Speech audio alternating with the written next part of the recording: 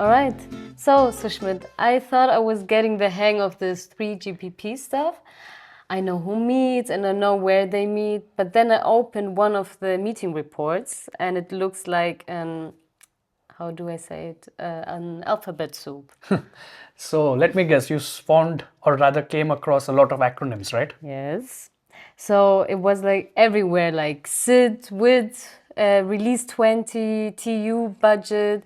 It feels like a secret code again. And I mean, how do you actually turn a cool idea like, say, AI in the network into a rule that everyone follows? You don't just write it down on a napkin, right? Definitely not on a Oh, napkin. okay. So there is actually a very strict life cycle that every idea or technology has to go through before it becomes a part of the standard. So it's a journey, think of it like a journey from maybe we can do this to here is exactly how this should work. Okay, so take me on that journey. Okay, so before we talk about the various acronyms like SIDs and WIDs, we need to talk about the concept of releases. You must have seen something called as release 20 or release 19 in the reports, right? Yes, so yes, is that like iPhone 15 versus iPhone 16? That is actually a perfect analogy.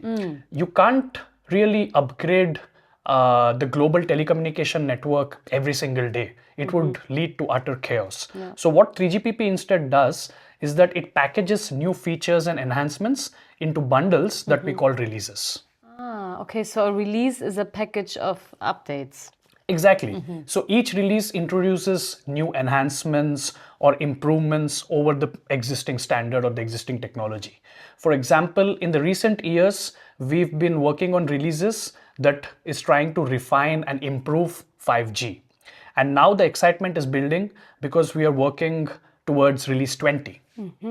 And why is release 20 so special? Think of release 20 like a bridge. So, on one hand, we are finishing up the work on 5G Advanced, which is basically the last set of enhancements and improvements to 5G, while on the other hand, we will start studying 6G. So, it's a pretty big milestone. Okay, so if releases are the big update packages, how does your specific idea get inside one? Think of release like a train leaving the station. So, your technology or your new idea needs a ticket to get on board the train. Yeah, true. So how do you get that ticket? That's where the alphabet soup actually begins. So, first, you need what we call a SID, which stands for Study Item Description. A study item. So you're just thinking about it, or? Precisely. Think of SID like a feasibility phase.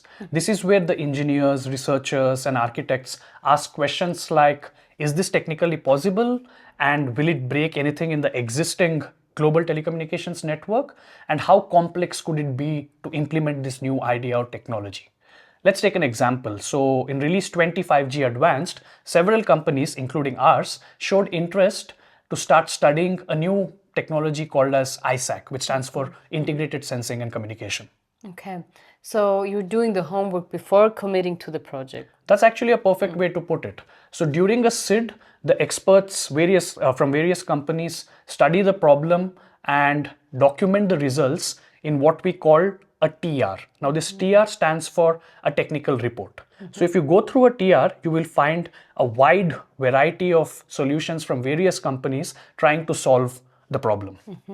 I see. So at this stage, you're not writing rules yet, right? Exactly. Okay. We are just exploring the idea and investigating if and how it could work. And trust me, even at this stage, it can involve very intense debates between companies on the direction that we need to take. Yeah, I can imagine. So let's say the study item is a success. Everyone says, yes, sensing is possible. And what's next? So then the SID graduates and becomes WID, yet another acronym.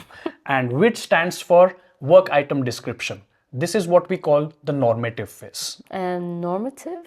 Yeah, so it means you're writing the norms, the actual specifications. So we stop asking, can we do this? And we start writing, this is exactly how it shall work, or this device shall operate in this way. This is where we write the TS, which stands for technical specification, not to be confused with the previous TR from the SID phase. So once this is finished, the feature or this new idea officially becomes a part of this new release, and then the vendors start building or modifying their hardware accordingly, and the operators start deploying it. Okay, so SID is the sketch, WID is the blueprint, and the release is the finished building? You're getting really good at this. That's actually a perfect summary. Okay, but wait, you mentioned hundreds of companies in the standardization organizations. Can anyone just propose a WID? And why don't we have a million features in release 20? That's a good catch, actually. So we have what we call a budget, but not in terms of money, in terms of TUs, which stands for time units. Okay. So time units means? So every meeting only has so many hours, and in a particular year, you have only so many meetings. So what we do is we literally assign a cost to every topic. So we estimate how much discussion time or how much study time is required for a new technology or a new topic. And then we assign certain number of TUs or time units to each topic. For example, we might say that this release needs a total of 72 time units. Now, if there are too many topics, features, or ideas that take up too many TUs, you run out of time. Okay, that makes sense. So it's like packing a suitcase. You can't fit everything, of course. Exactly. And that is Damn where, it. yes, and that is where the negotiation and prioritization happens. So you need to decide as a company which topic is most important to you and you want to be a part of this release. So it's like a constant negotiation to ensure that your priority item is a part or fits the suitcase and doesn't get kicked out. Okay, okay.